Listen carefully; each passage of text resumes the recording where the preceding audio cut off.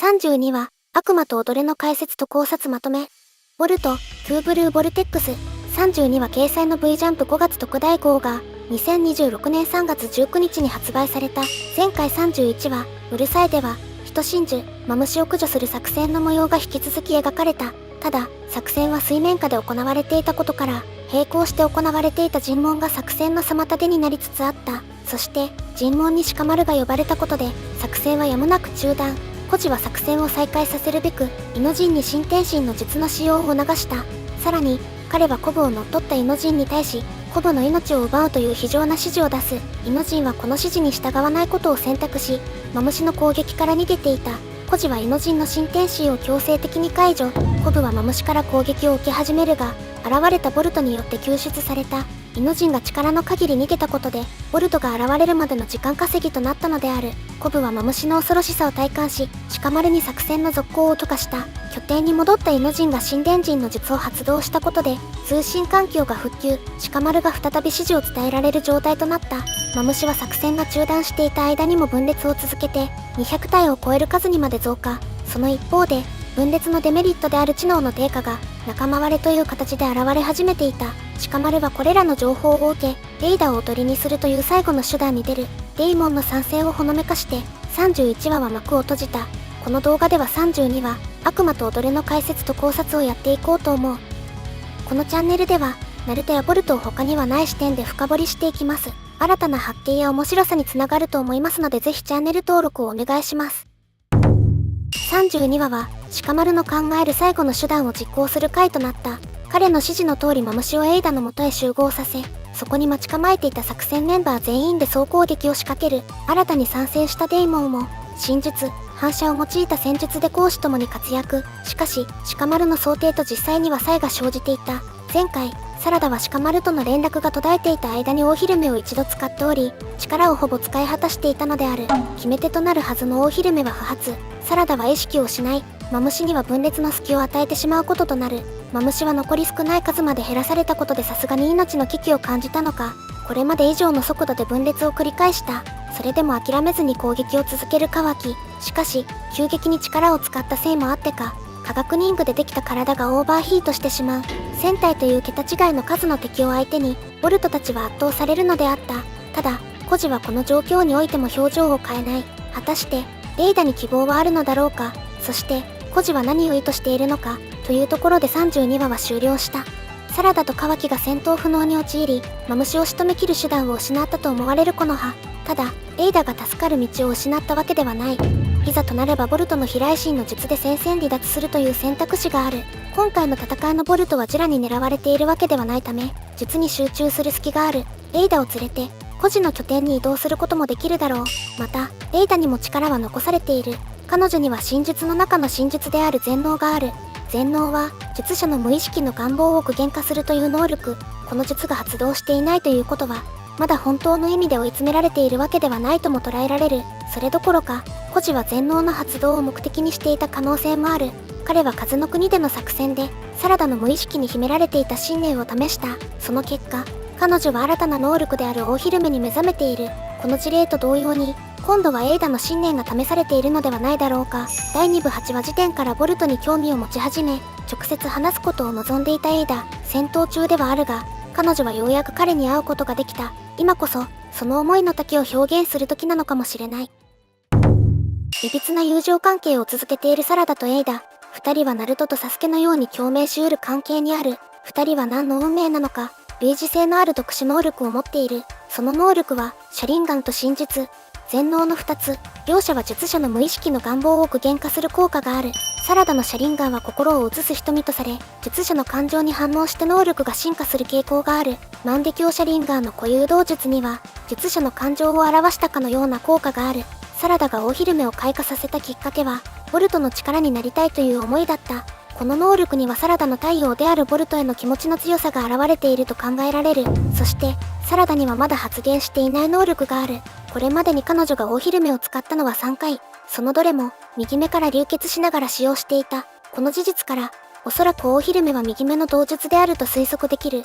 両目に動術が宿ることで新たに使用可能となる第3の能力、スサノオを未だ使用していないことも根拠の一つ。つまり、サラダはまだ左目の能力の発現を残しているということになる。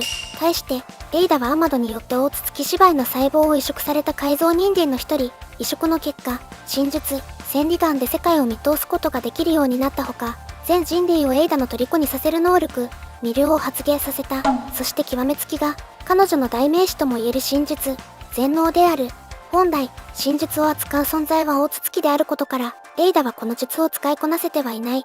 魅了はこの術の副次的な効果、彼女の無意識にあるモテ願望が全能に働いて発現したものである。そして物語を一変させたボルトとカワキの逆転現象も、彼女のカワキの力になりたいという願望が全能を通じて世界を書き換えたものである。これが偶然にもサラダの万華鏡車輪眼の海岸を誘発することとなる。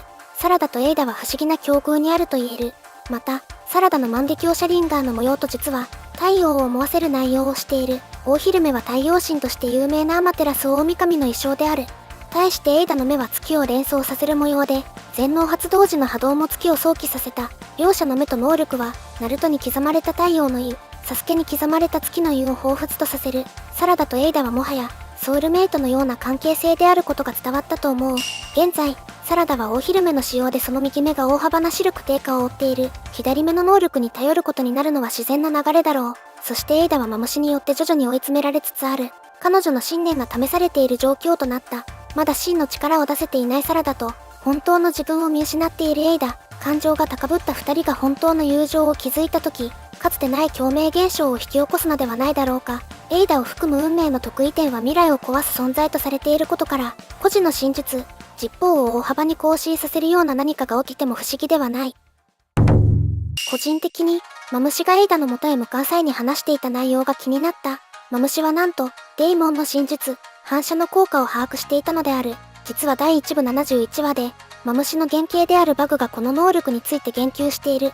つまり、マムシにはバグにある強烈な記憶が引き継がれているということになる。以前にもマムシは、ジュラにやられるコードの姿を見て胸がすっきりする感覚を覚えていた。おそらくバグはコードに振り回されていたことに対して、恨みに近い感情を覚えていたのだろう。この、原型の記憶を想起させる本能は、今後の戦いにおいても重要になる。現状のマムシはトラウマなど、負の記憶を想起しているが、エイダやデイモンなどの行動次第では新たな記憶を引き出す可能性がある。バグはもともと、ボロの施設でエイダ、デイモン兄弟の監視を任されていた。彼は兄弟のことを厄介に思っていた反面、見守り続けていたとも言える。ボロや意識が絶命したことで、バグには誰からの圧力もなかったはずである。施設から逃げ出す隙もあったのではないだろうか。なぜバグが厄介なはずの二人を見守っていたのか。近いうちにその理由が明かされるかもしれない。人真珠は愛への理解を当面の課題としている。他の人真珠の傾向から考えるに、マムシにもバグの愛に関する記憶が残っているだろう。この愛をマムシに想起させたとき、それまで動物的な繁栄を目的としていたマムシの考えに変化が起こると考えられる。現在、マムシの数は1000体以上に増加。その分、知能が大幅に低下していると言える。知能が低下しているということは、人真珠、祭りアリュウ以上の猛獣の子供に戻っている可能性もある。実際にボルトがマムシをエイダの元へ誘導した際も、マムシはあっさりと応じる素直さを見せていた。彼の考えを変えて、手なずけることは意外と容易なのではないだろうか。作戦の奥の手として新たに参戦したデイモン、その名に恥じない戦いぶりを見せている。姉のエイダから目が離せない中でも、多くのマムシをなぎ倒していた。そんなただでさえ強い彼を作中最強候補に押し上げている能力が真術、反射である。この能力は、術者に向けられた攻撃やそのイメージを跳ね返すというもの。デイモンの絶対防御となっていた。しかし今回、この能力に静かな修正が再び入った。マムシによると、反射は術者以外の誰かに両手のひらが触れている間に発動するという。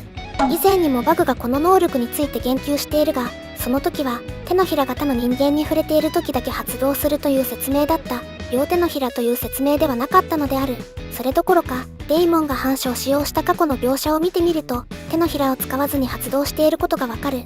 そのシーンが第1部67話、第1部75話などにある。カワキがコードにとどめを刺そうとしたり、デイモンに攻撃をイメージしたりと試みているが、デイモンが手のひらを使うことなくそれらを跳ね返している。